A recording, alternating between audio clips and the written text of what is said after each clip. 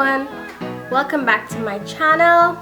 Today's topic is a trending topic from what I would have started as it pertains to things I wish I'd known before I got married by the book written by Dr. Gary Chapman.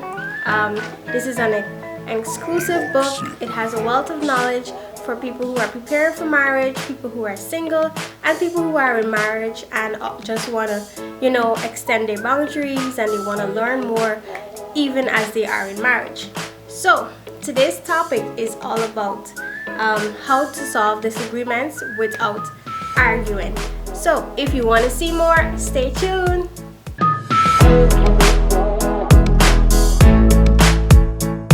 I know you may be wondering, how do I resolve a disagreement without even arguing? And this is a phenomenal thing that I would have thought is very interesting, that was highlighted in this book, because the author is basically talking about, when we're in the puppy love stage and we think that this person is the apple of our eyes and they will do no wrong, we would have no arguments, and you feel like no matter what, you and this person will always be on the same page. Hello, don't we all think that way once we totally love somebody and we want to be one with that person? We say, okay, this person is so loving, this person is so kind, I can't ever see this person getting angry at me or we ever having an argument. Sweetheart, don't let's lie to ourselves. The fact that we're two different individuals, we will have issues in our relationship. Guys, I don't know what's wrong with my camera today, but it's only recorded for 1 minute, so every time I talk it keeps coming off. I don't know, like the enemy just doesn't want this message to go out, but anyways, so we go back right into it. So persons may think that, oh, I totally love this person and nothing will go wrong between us, we will never have a disagreement. No, erase that out of your head, okay? As I said, the fact that you are both two different individuals.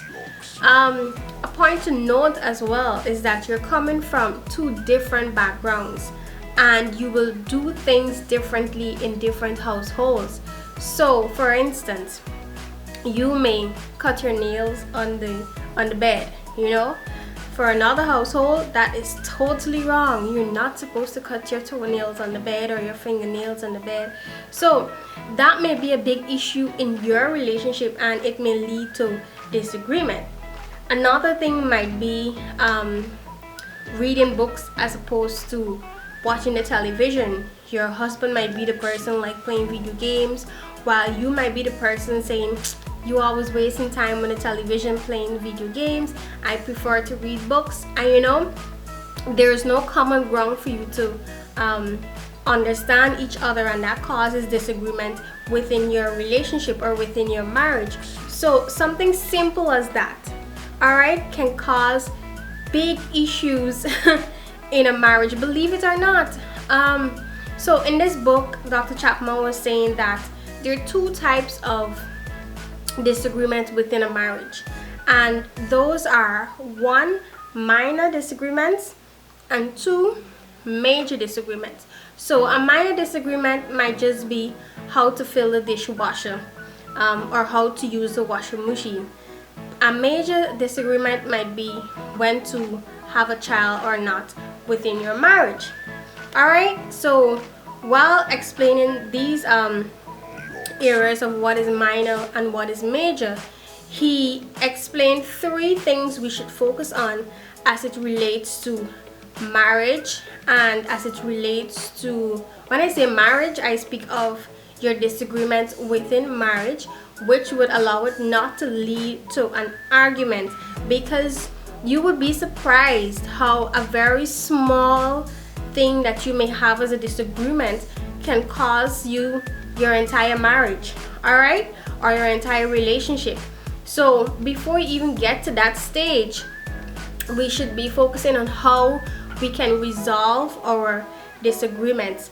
And we must learn to resolve our disagreement in a friendly manner, because of course in a marriage you're supposed to be best friends with your spouse. So instead of going to your disagreement with a hostile attitude, we must learn to be your spouse's friend, where you can say, okay, this is the issue and this is how we can resolve it in a friendly manner. Because if you come to this with a heated mindset, then ain't no way nobody gonna understand anybody point of view. And that's another point as well. You should know that you have to listen to your spouse's point of view, because before heading into marriage, we all think that our opinion is the best. All right. And you can comment below, let me know. We all think that our opinions are the best, and whatever I say must go. All right. So that's our mindset most of the time. And when we head into marriage, we should know that it's no longer mine, but we should have an our mindset, where we have to make compromise within our relationship. And sometimes we hear compromise as women, and we think compromise is a totally bad word. You know, that word does not exist in my book. Right? But no, it should exist in your book once you are in a relationship and once you are married. All right, because compromise is so important, because for instance, you might have something you want to do in this particular time, and there is some other pressing issue that your husband or your wife may have, and you may have to compromise your probably vacation or work leave or something, or even spending money, something of the sort. You may have to sacrifice or compromise so that your spouse would be able to benefit, right? And it causes not only you to be happy, but your spouse to be happy. And sometimes we have to give up our own happiness so that we can compromise for the happiness of our spouse as well, and at that time. And of course, it's not just for you alone, it's vice versa. And you must have that mutual understanding between each other. All right, so let's go into the 3 aspects that Dr. Chapman spoke of as it relates to having disagreement, but not allowing it to lead to arguments. The first aspect of how to resolve disagreement without arguing is meeting in the middle. As I was just explaining, your spouse and you may have an issue at hand, and you want to know how to resolve it. All right, and this is where you say, these are the pros and these are the cons, and we have to weigh the scale out and say what would best suit this situation and what would best suit this situation over here. And then we come to a compromise and we meet in the middle. All right, which is self-explanatory to some extent. The other one is meeting on the side. So meeting on the side is basically when you have to give up your side of the disagreement.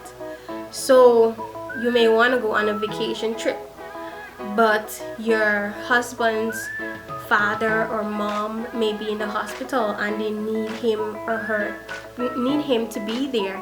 All right, and probably the finances for that vacation you would have to spend on your husband's mom or dad that is in the hospital, and that is you having to sacrifice what you would have already planned for that specific year to go to an emergency that your spouse may have at that time. The final one is meeting later, and this is where you may have a big disagreement. I can't say how you characterize a big and a small disagreement, because they all can lead to divorce or things that may affect your relation very deeply. But this one is meeting later, and this one basically explains where you may have an issue and you can't come to a conclusion. You may have a disagreement where you give your spouse that time to hear what they're saying, and this is something I want to point out too as well. There is a difference between listening and hearing. We need to know the difference between listening and hearing, okay? Especially ladies. Alright? I once read in dispute resolution that sometimes we hear with the intention of just to respond. We don't even conceptualize what the other person is saying. We just want to hear what they're saying without listening and just give our response because we think our opinion is the best. No, that's not the case in a marriage. Alright, so back to the issue. That's just a tip.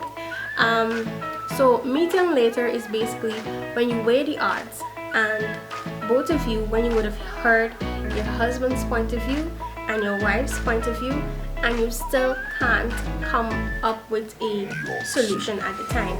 So what you basically say is, okay honey, we can't come to an agreement at this point in time.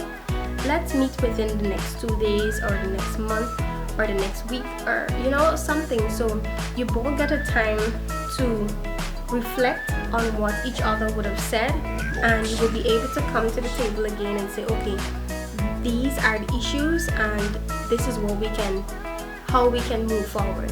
Alright, so this is the aspect of meeting later.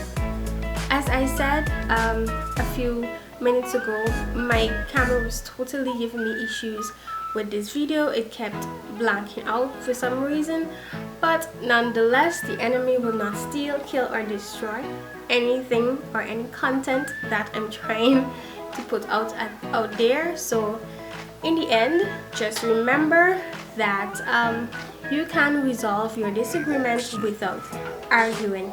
Alright, it's your girl Quest. Remember, you can do all things through Christ who strengthens you. Okay? Alright, if you haven't liked, share, or subscribe, please do so and hit that notification bell so that when I post my content, you'll be able to be notified. Alright, so I hope you're keeping safe and be great in this season, because as I said before, you can do all things through Christ who strengthens you. Bye.